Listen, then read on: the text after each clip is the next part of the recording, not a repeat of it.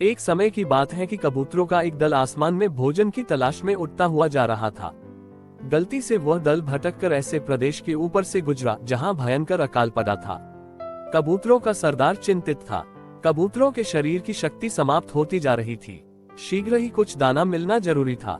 दल का युवा कबूतर सबसे नीचे उड़ रहा था। भोजन नजर आने पर उसे ही बाकी दल को सूचित करना था। बहुत समय उड़ने के बाद कहीं वह सूखाग्रस्त क्षेत्र से बाहर आया। नीचे हरियाली नजर आने लगी तो भोजन मिलने की उम्मीद बनी। युवा कबूतर और नीचे उड़ान भरने लगा।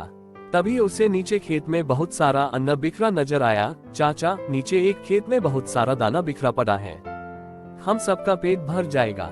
सरदार ने सूचना पाते ही कबूतरों को नीचे उतरकर खेत में बिखरा दाना चुनने का आदेश दिया। सारा दल नीचे उतरा और दाना चुनने लगा। वास्तव में वह दाना पक्षी पकने वाले एक बहेलिये ने बिखेर रखा था। ऊपर पेड़ पर तना था उसका जाल। जैसे ही कबूतर दल दाना चुगने लगा, जाल उन पर आ गिरा। सारे कबूतर फंस गए। कबूतरों के सरदार ने माथा पीटा, ओह, ये तो हमें फंसाने के लिए फैलाया गया जाल था। भूख ने मेरी अक्ल पर पर्दा डाल दिया था। मुझे सोचना चाहिए था कि इतना अन्न बिखरा होने का कोई मतलब है। अब पछताए होत क्या जब चिड़िया चुग गई खेत। एक कबूतर रोने लगा, हम सब मारे जाएंगे। बाकी कबूतर तो हिम्मत हार बैठे थे, पर सरदार गहरी सोच में डूबा था।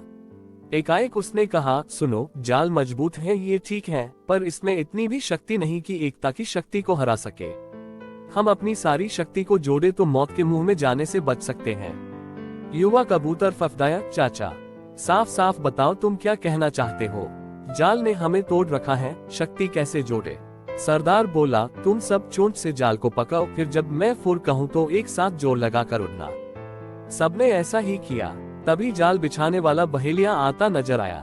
जाल में कबूतर को फंसा देख उसकी आंखें चमकी। हाथ में पका डंडा उसने मजबूती से पका व जाल की ओर दौड़ा। बहेलिया जाल से कुछ ही दूर था कि कबूतरों का सरदार बोला, फुर्र। सारे कबूतर एक साथ जोर लगाकर उड़े तो पूरा जाल हवा में ऊपर उठा और सारे कबूतर जाल को लेकर ही उड़ने लगे। कबूतरों को जाल सहित उड़ते देखकर बहेलिया अवाक रह गया। कुछ संभला तो जाल के पीछे दौड़ने लगा। कबूतर सरदार ने बहेलिये को नीचे जाल के पीछे दौड़ते पाया तो उसका इरादा समझ गया। सरदार भी जानता था कि अधिक देर तक कबूतर दल के लिए जाल सहित उड़ते रहना संभव न होगा, पर सरदार के पास इसका उपाय था। निकट ही एक पहाड़ी पर बिल बनाकर उसका एक चूहा मित्र रहता था। सरदार ने कबूतरों को तेजी से उस पहाड़ी की ओर उड़ने का आदेश दिया। पहाड़ी पर पहुंचते ही सरदार का संकेत पाकर जाल समेत कबूतर चूहे के बिल के निकट उतरे। सरदार ने मित्र चूहे को आवाज दी। सरदार ने संक्षेप में चूहे को सारी घटना बताई और जाल काटकर उन्हें आजाद करने के लिए कहा। कुछ ही देर में चूहे ने वह जाल काट दिया। सरदार ने अपने मित्र चूहे को धन्यवाद दिया और सारा कबूतर दल आकाश की ओर आजादी की उड़ान भरने लगा। ऐसे ही वीडियो के लिए मुझे सब्सक्राइब और लाइक करें।